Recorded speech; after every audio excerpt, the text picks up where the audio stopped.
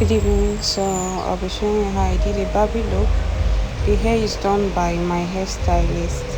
Now I went in with Hyper Beauty Cosmetics. It's a brow tint or a brow thinner, whichever one you want to call it. If I don't use edge control, I use this. Now I'm brushing the hair in an upward manner. Mind you, using this to groom the brows is not necessary, but for me, I usually use it because it enables me to groom the brows properly. Now I went in with my razor. I love using half razor because whenever I use full razor, I tend to cut my skin. So now I try to groom the brows the way at which I want the brows to look like when I draw it. So one secret you should know is that if you don't groom the brows appropriately, you wouldn't get a good result. So try and groom the brows appropriately.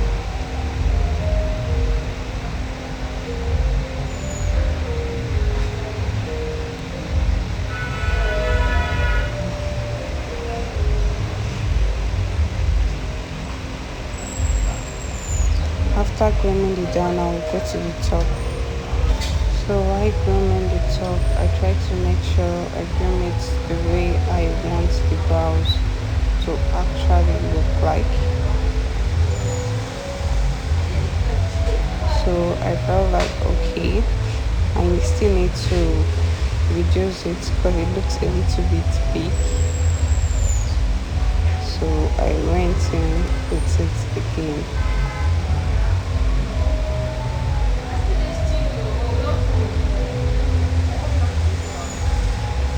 With it. So I still need to groom the top again. Groom the top again. Again. And again.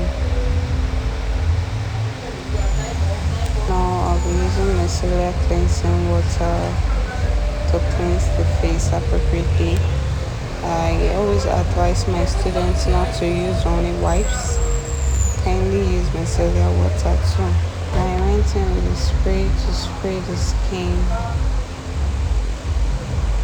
I'm going in with sweat block to apply.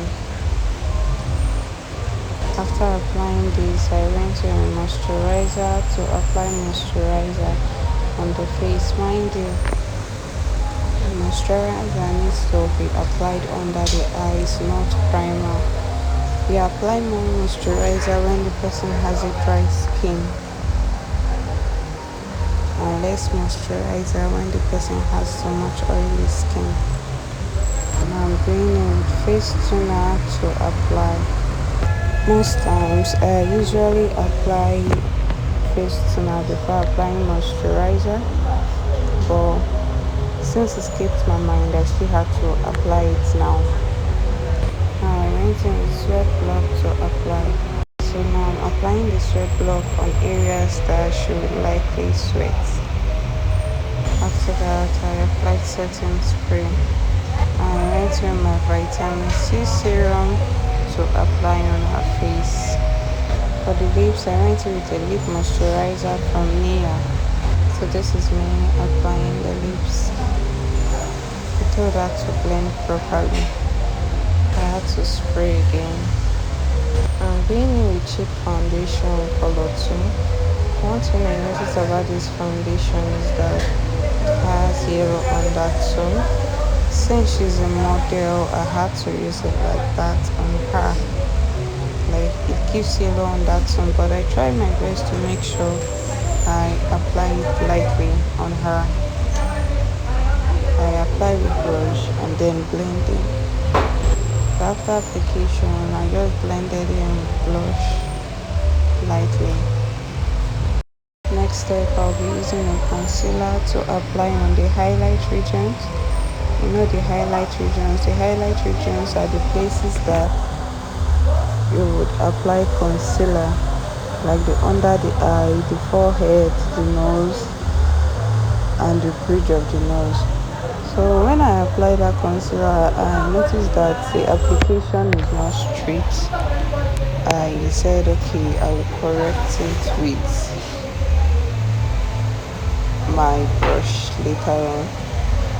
So after application, always know that if you're to blend, you blend from the outer corner first before going to the inner corner. So I'm blending first from the outer corner. One thing you should know is that you don't have to blend on an empty form. If you blend on an empty form, it will cause a disaster. You will have patches. Always know that while blending, you have to be gentle. You don't need to rush. So you have to blend all the places you apply this concealer. So this is the face after blending. After that, I went to a Milani powder.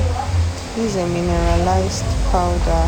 I'm using it to apply on the eyes and other places of the face before applying my setting powder. I noticed that this enabled me to still retain the tone for the under eye rather than having the tone to be whitish. Now this is the powder I'm going in with to set under the eye. The first stage of this powder application is called setting, because at this stage the powder has to sink into the skin. The second stage is called baking. You can put a minus amount, but then you should always know how to dust it. You should always try and know how to dust it up. So me pressing this stuff in, you should know that I'm trying to set the face. I don't want all those lines that usually come out to come out. I'm pressing it in, and then after that I will bake the face. Now for the balancing of the face, I went in with a big powder brush, and then I decided to balance the part of the face that doesn't have much powder, and I'm using my powder palette for this. It's usually nice to use a big powder brush for this, so it blends all parts of the face. So I'm applying the setting powder again. This second stage is called baking, just like I told you. Remember the first stage wasn't really showing. So now I would want to contour the nose. I use the shade that is dark, but not too dark from her skin tone to do the nose contour. And I'm using a fluffy brush for that. Reasons because if you use a harsh brush, it wouldn't look nice at all. So rather I use a fluffy brush for it.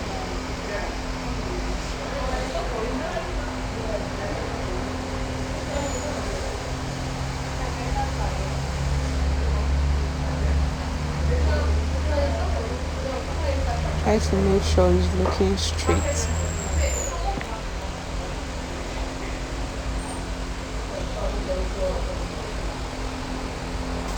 The nose should look straight. Now for the contour, I went in with a shade that looks like the skin, but not too much like the skin, a little bit dark like the skin for contour. Now I went in with color 18. I decided to went in with color 18 pencil from Davies. I love using Davies because it has really saved my life. Now, because of the way I groomed the brows, it's way easier for me to draw the brows. I just continue from the arc and then join it. That's all. Not too much stress. That's all. Then shade the place that I feel that okay, there is space. When it comes to brows, you should learn how to be calculative.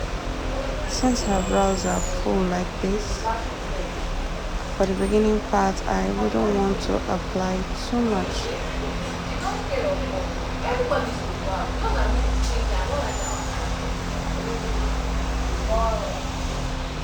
Now, after that, I had to brush to actually know what I'm doing. Now, I'm going in with my pencil to just draw light strokes.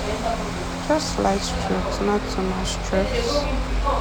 Light strokes, light strokes, light strokes. Now I went in with Elegance Concealer and I used it to conceal the brows. If you observe, I have two concealers with me. One is for the highlight region, which is this side that I'm doing. The place that has arc is the highlight region. One is for the beginning part of the brows that will connect with the contour. That one is usually dark because it will connect with contour. Now you can see the accuracy at which I'm concealing the brows. I try as possible best to make sure I get the brows appropriately.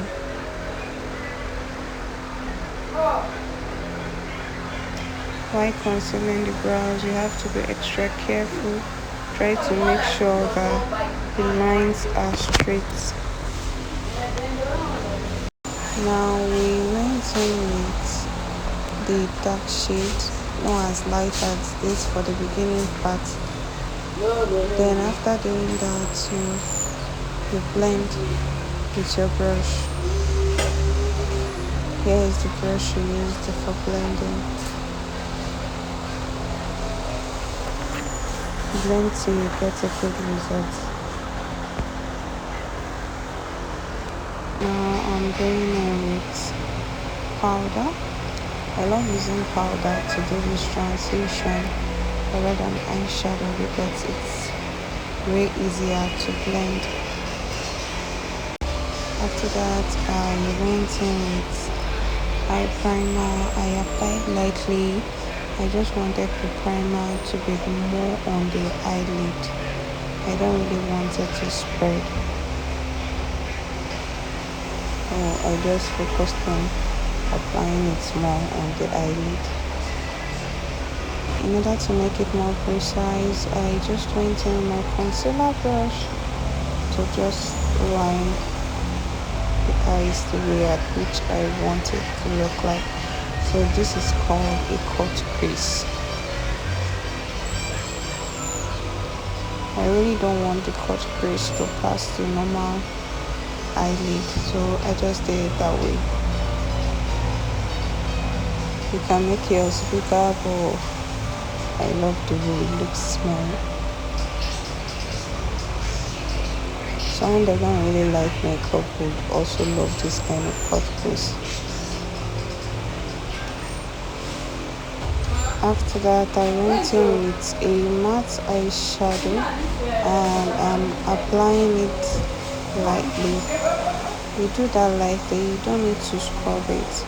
And you should use a brush that is precise so you don't extend or exceed the normal eyelid pattern.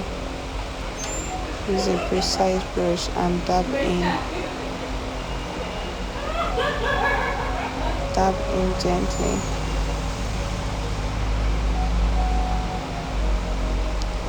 Dab in gently. After that, I went in with liner, liquid liner from Zara. And since it's just on the eyelid, I did the cut crease. I wouldn't make my liner too bold so it doesn't cover it up. Now for the kajal, I went in with Color Beauty. I had to turn off the light because she has its very teary eyes. So I used a flat brush to also apply the kajal. I applied under and on top to clean off excess. Now to sweep out excess eyeshadow fallout, I went in with Zaron to sweep out excess eyeshadow fallout. This step is usually very nice. If you skip it when you fix your lashes, you would get white undertone. So I advise you not to skip this step. Always sweep the lashes with eyeshadow, with mascara. I'm going in with lashes from the Lash Girl to apply on her eyes. This lashes is like cat eyes. The beginning part is shorter while the ending part is longer. Reasons why I use this is because I don't want the lashes to cover the pattern of the eyes. After applying the lashes, I went in with a dark shade to just apply on the under eyes. I had to turn off the light because the light is very sensitive. After that, I had to dust off excess fallout. Now I went with my silver glitter liner to apply on the beginning part of the eyes, and I did that lightly so it wouldn't cover the eyeshadow too.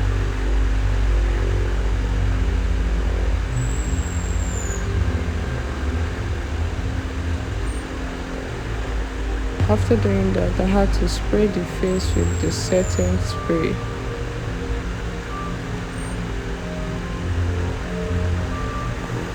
So this is when the setting spray is dry.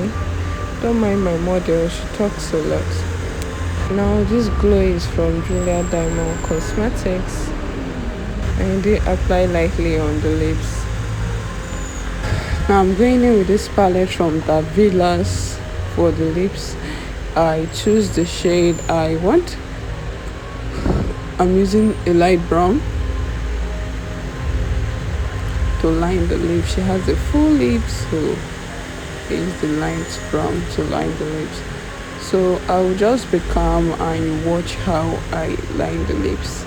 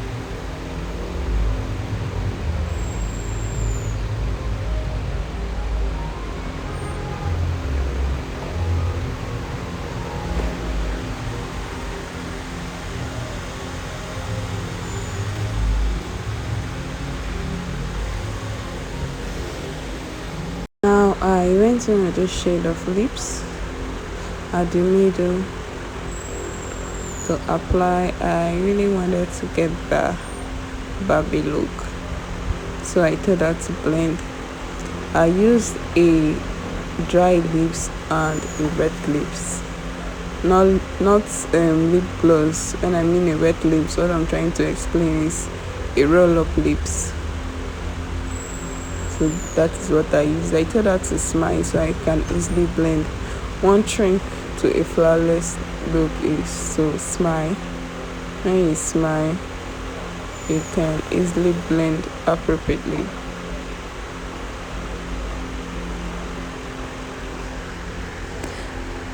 So because I really wanted it more yummy, I still went in with the brown stick. Now I went in with lip gloss to apply on the lips. You all know I'm so obsessed with lip gloss. So obsessed with lip gloss. If I don't apply lip gloss on my lips, I feel like I'm not doing it properly. So for those of you that don't like lip gloss, you can skip the stage. But I do really love lip gloss. I'm so obsessed with lip gloss. It gives it another sweet look. After application, I had to apply a little bit of nude at the middle, just a little, and then She smiled and then I blended. Don't mind my mother. My mother's hair is too big. She smiled and then I blended and then I removed excess. So because at some point the gloss was too much for me, I had to use a tissue paper to just remove it. You see, just had to use a tissue paper to remove. This is how to remove excess gloss. I went in with Zaron mascara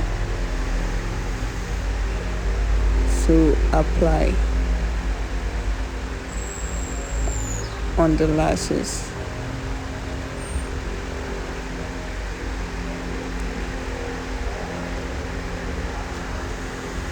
So for contour, this is what I use for contour.